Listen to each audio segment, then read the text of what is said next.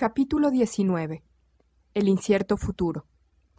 Han llegado al capítulo en el que todo lo aprendido hasta ahora en este Crash Course confluye en un mismo punto. A continuación les ofreceré una panorámica exhaustiva de cómo todos nuestros problemas se relacionan entre sí, de tal manera que es necesario considerarlos en conjunto si realmente queremos encontrarle solución. Revisemos, pues, las tendencias fundamentales que parecen converger en una estrecha franja del futuro. El curso se inició con una idea general del dinero y dejó claro desde el primer momento que éste solo empieza a existir una vez prestado, con intereses, lo cual da lugar a enormes presiones para que la cantidad del crédito o el dinero crezca constantemente a un porcentaje anual. Esta es la auténtica definición del crecimiento exponencial, fácilmente demostrable en nuestro dinero y, por supuesto, en los gráficos que representan la inflación. Una vez que tuvimos esta dinámica en mente, afrontamos los datos sobre la deuda, que es la obligación de pagar con un dinero aún inexistente y que se ganará en el futuro. Dicha deuda excede con creces todos los parámetros históricos. La otra cara de la moneda, que en sí misma representa ya una tendencia sociológica, es la constante erosión del ahorro, observada durante exactamente el mismo lapso en que crecía la deuda, de tal manera que nos encontramos al unísono con los mayores niveles de endeudamiento junto a los menores niveles de ahorro de la historia. A continuación vimos que nuestra incapacidad para el ahorro afecta todos los niveles de la sociedad y se ha trasladado incluso a una desesperante ausencia de inversiones en infraestructura. Lo siguiente que aprendimos fue cómo los activos, en especial la vivienda, fueron creciendo ficticiamente en el interior de una prolongada burbuja, que hoy en día está explotando y cuyos mortíferos efectos tardarán muchos años en desaparecer. Al estallar, las burbujas crediticias provocan un pánico financiero que destruye gran parte del capital. En realidad, eso que acabo de decir no es del todo verdad. La siguiente cita lo explica mejor. El pánico no destruye el capital, únicamente revela hasta qué punto el uso de dicho capital para obras totalmente improductivas ya lo había destruido de antemano. La cita es de John Stuart Mill, economista político, nacido en 1806 y fallecido en 1873. Aprendimos entonces que las autoridades gubernamentales no suelen arreglar el daño producido por una burbuja al estallar, ya que sus intentos para limitar más daños suelen errar el tiro. El daño estaba hecho de antemano.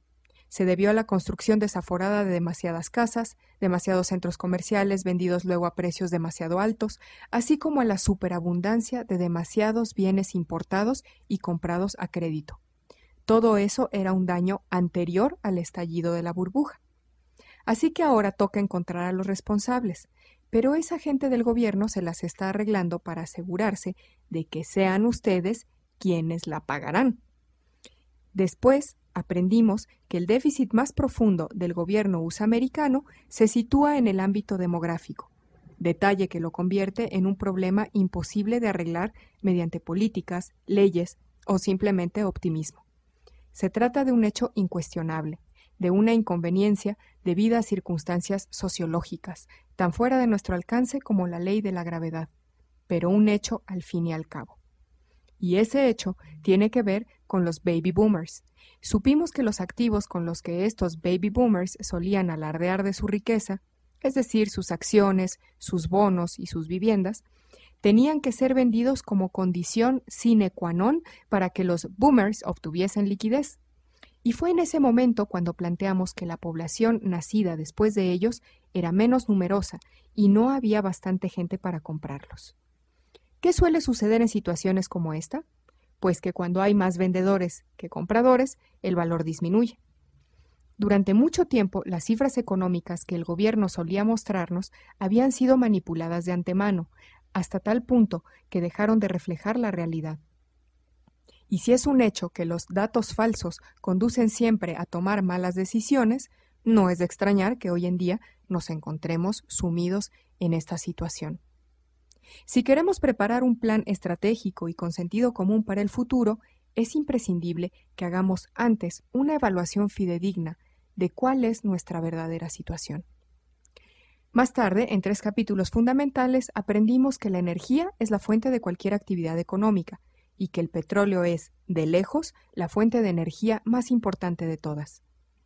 Nuestro edificio económico está construido sobre la suposición de un crecimiento ilimitado de suministros energéticos, lo cual es un concepto fácilmente refutable. Todo pozo petrolífero y todo el conjunto de los yacimientos petrolíferos del mundo inician su declive al llegar al denominado pico del petróleo. El pico del petróleo no es una teoría, sino una observación real del envejecimiento de los pozos petrolíferos. Continuamos luego explorando la obvia tensión entre un sistema monetario que implanta como norma el crecimiento exponencial y el hecho de que nuestra principal fuente energética ya ha llegado al pico, o lo hará muy pronto. En cualquier caso, USAmérica ni siquiera ha empezado a invertir en un futuro que se caracterizará por la ausencia de petróleo barato. Ni siquiera se nos ocurrió hacer un plan B. Por último, observamos que el medio ambiente, es decir, los recursos y los sistemas naturales de los cuales dependemos, está dando claros signos de agotamiento, toda vez que nuestra población también crece de manera exponencial, y eso acelera la explotación, asimismo exponencial, de tales recursos. El resultado es que asistimos a un rápido y alarmante desfallecimiento de los ecosistemas. Vimos que incluso cambios mínimos en los ecosistemas, como pueden ser los patrones pluviales, pueden generar costos masivos, generalmente no planificados, que serán prioritarios por delante de otras necesidades. Es verdad, de la misma manera que en el pasado tuvimos que enfrentarnos a otros problemas, en el futuro tendremos que enfrentarnos a estos. Lo inquietante es que todos aparezcan a la vez. Ahora ha estallado la burbuja inmobiliaria, justo en el momento en que empieza a jubilarse la primera oleada de baby boomers. Al mismo tiempo, cuando llegamos al pico del petróleo, la demanda excede a la oferta, lo cual obligará a hacer ajustes enormemente caros, con costos aún desconocidos, que se asociarán a la disminución de los recursos. Y todo ello junto a un cambio climático que merodea en el entorno y hará su aparición en un futuro no lejano. Y por encima de todo esto, como una espada de Damocles que limita nuestras opciones, están nuestra incapacidad nacional para el ahorro y la inversión y nuestros descomunales niveles de deuda, que no tienen precedente histórico alguno. Todos estos eventos cronológicos, que irán apareciendo desde ahora mismo hasta el año 2020, representan retos masivos que convergen en un excepcionalmente corto periodo. Y de todo ello surgen las siguientes preguntas. ¿De dónde saldrá el dinero para enfrentarnos a todos esos retos si carecemos de ahorros y nuestras deudas son insuperables? Cualquiera de estos acontecimientos, por sí solo, será ya una pesada carga para nuestra economía nacional.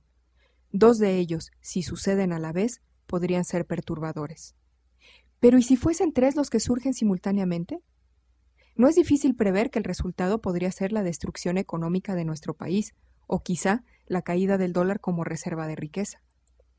¿Cuántos billones de dólares necesitamos para financiar la jubilación de los baby boomers? ¿Cuántos billones para renovar nuestra infraestructura del transporte o para hacer frente al pico del petróleo? ¿De dónde saldrán las decenas de millones para compensar los déficits de los programas de pensiones y ayuda social? ¿De qué manera podríamos cumplir nuestras promesas de jubilación y ayuda social si estamos ya agobiados por la pesada carga de este endeudamiento, el mayor de toda nuestra historia? ¿De dónde saldrá el dinero para reparar el desastre provocado por el estallido de la burbuja crediticia? ¿Hasta qué punto subirán los precios de los alimentos y los minerales en el futuro, ahora que el petróleo ha llegado o está llegando al pico y el aumento poblacional exige cada vez más de unos recursos cada vez menos abundantes? Cada una de esas tendencias o amenazas necesitará años, si no décadas, para ser resuelta, y sin embargo, las tenemos ya estacionadas frente a nuestra puerta, sin que por ello exista todavía en el ambiente ninguna discusión o planificación nacional digna de ese nombre. Cada día que pasa perdemos un tiempo precioso, mientras que los problemas van creciendo, aumentando su costo y volviéndose más difícil de resolver. Ganar tiempo no es una estrategia, y el tiempo demostrará que en el fondo es una táctica que lleva al desastre. La madurez de una nación se demuestra enfrentándose a la complejidad y planificando el futuro. Pero en mi opinión, con muy pocas excepciones, nuestra dirigencia política y corporativa no hace nada. Tenemos que cambiar eso. Ya va siendo hora de que abandonemos nuestra idea adolescente de que el pastel es nuestro, de que tenemos derecho a comérnoslo y a pagarlo con dinero prestado. Ya va siendo hora de que volvamos a vivir ateniéndonos estrictamente a lo que nos permita nuestra situación económica. Tenemos que establecer prioridades, hacer un presupuesto y respetar ambas cosas. ¿Y ustedes? Si no lo han hecho ya, deberían admitir la posibilidad de que, quizá, el camino hacia el futuro no sea derecho. ¿Quién sabe si será tortuoso y los lleve a algún lugar inesperado? El azar ha hecho que estén viviendo uno de los momentos históricos más interesantes de la especie humana, en el que grandes cambios pueden ocurrir. Tales cambios pueden ser aterradores o estimulantes. En sus manos está elegir qué pretenden que sean. ¿Qué debemos hacer? ¿Qué pueden hacer ustedes? ¿Cuáles son los pasos a tomar de inmediato? Los espero en el último capítulo del Crash Course. Gracias por su atención.